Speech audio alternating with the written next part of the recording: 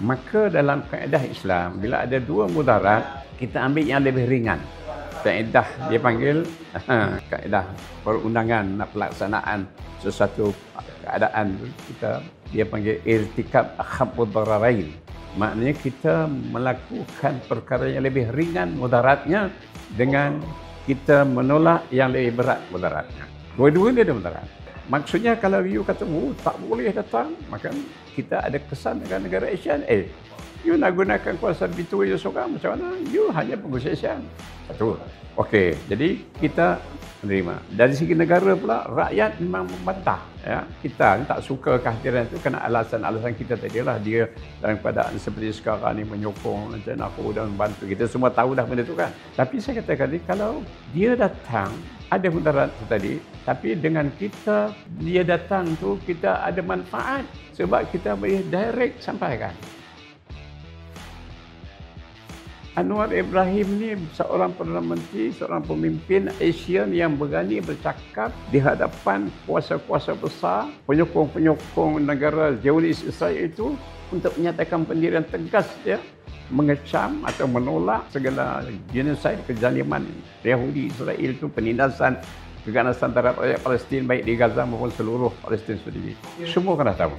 Trump dah tahu. Pemimpin negara United Kingdom pun lebih tahu. Pemimpin Germany pun tahu. Pemimpin Perancis pun tahu. Pemimpin dunia di Afrika, dia semua tahu. Ini Anwar Ibrahim ni memang berani.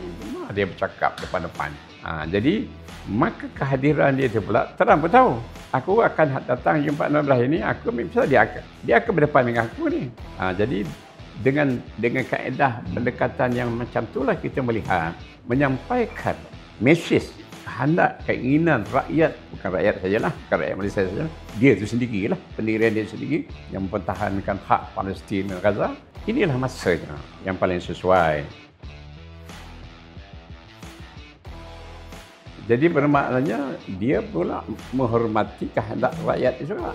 Sebab itu dia tidak akan menghalang untuk rakyat menyatakan apa juga bantahan tinggal masa kedatangan Trump besok ni.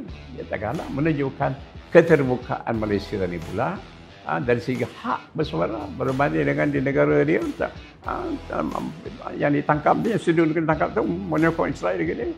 Jadi kita ni mana negara demokrasi yang lebih demokratik daripada negara dia, Amerika tu yang kena menjadi bapa demokrasi itu. Nampak? Jadi dalam berbagai-bagai forum kata orang menggambarkan apa yang dilakukan oleh Perdana Menteri hari ini dan kedudukan sebagai pengurusi ASEAN, maknanya ibaratkan tadi dapat mengambil manfaat dan mengambil yang mudarat yang lebih ringan daripada hanya bersikap emosi menolak begitu.